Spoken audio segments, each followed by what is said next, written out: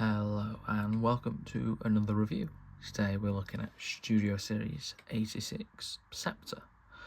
Now this was a Deluxe class released back in 2022, which I believe was the second year of the Studio Series 86 lineup.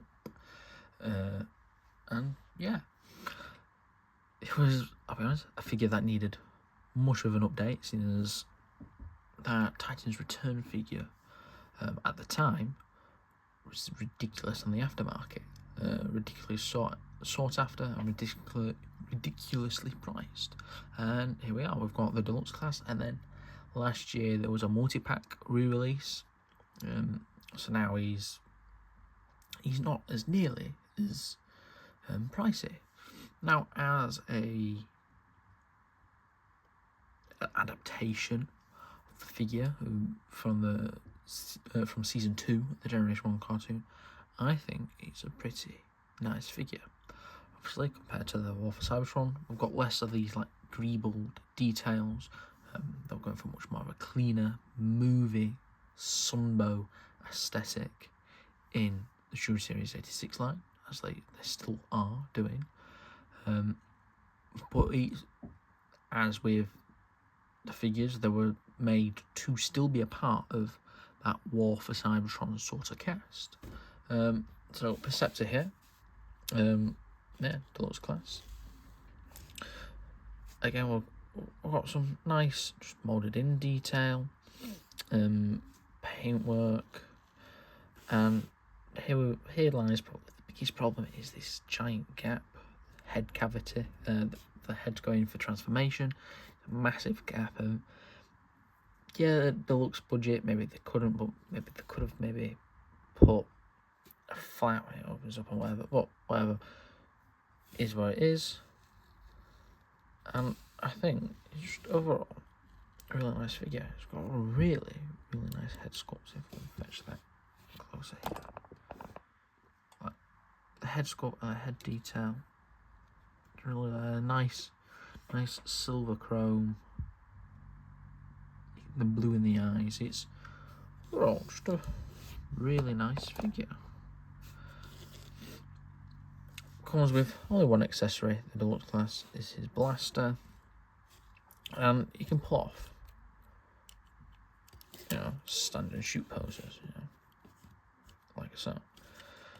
As for articulation, his head is on a ball. If we just move out of the way, his head is on a ball joint, so we can look down that far, but not really look up until you use the transformation joint.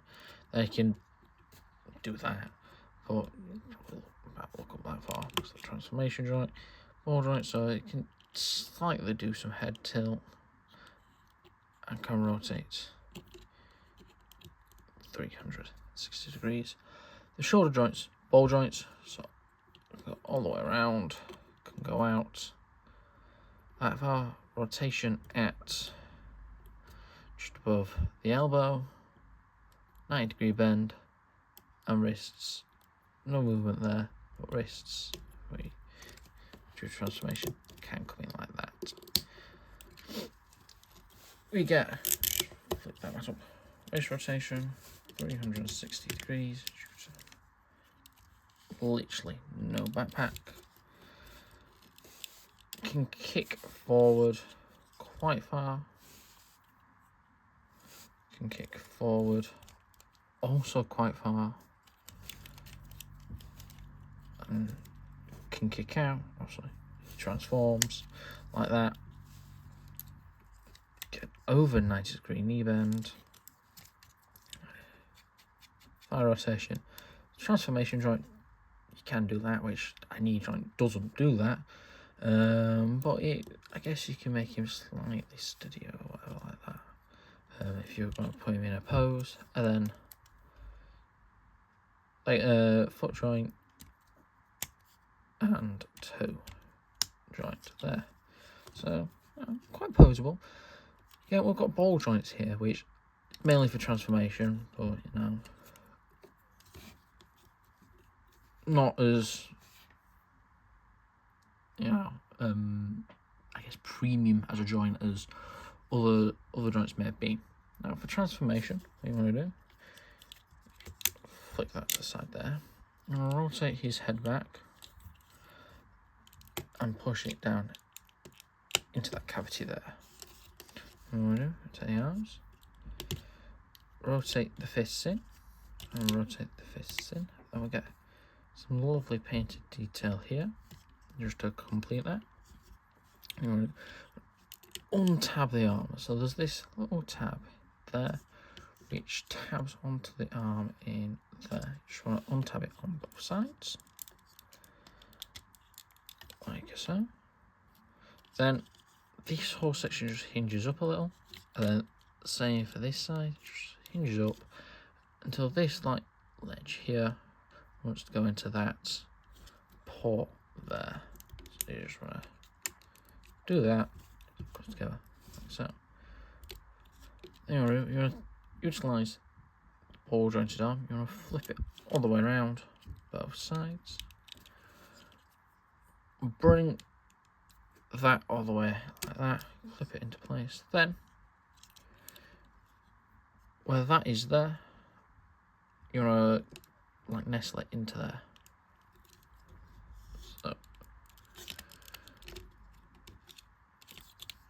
So into there like that, into there, sorry, into there, into there. So it's on this side, nestle that in there, and then we get this top half completely transformed. The bottom half, you just want to set the legs forward, splay them out like that.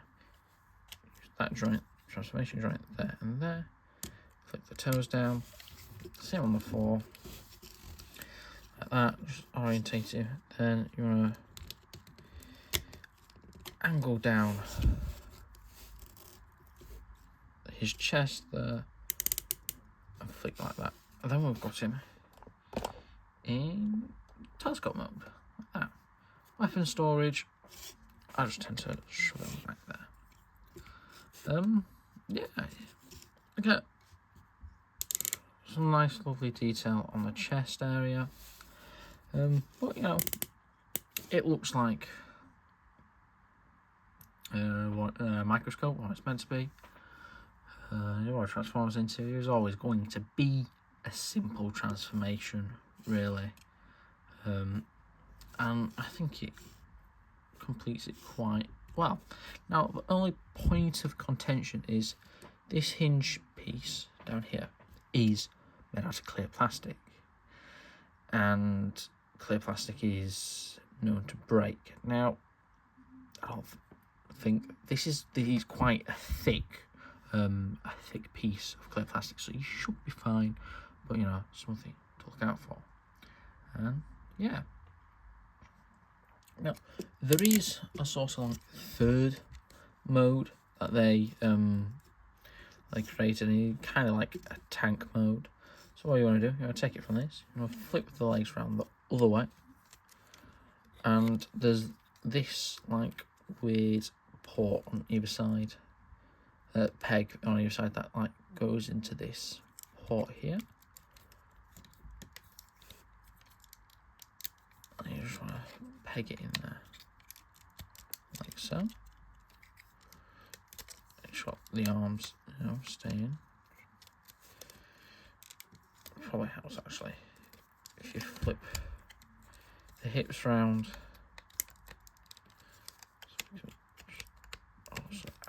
So angle that forward a little bit. Then I'll do that. Oh.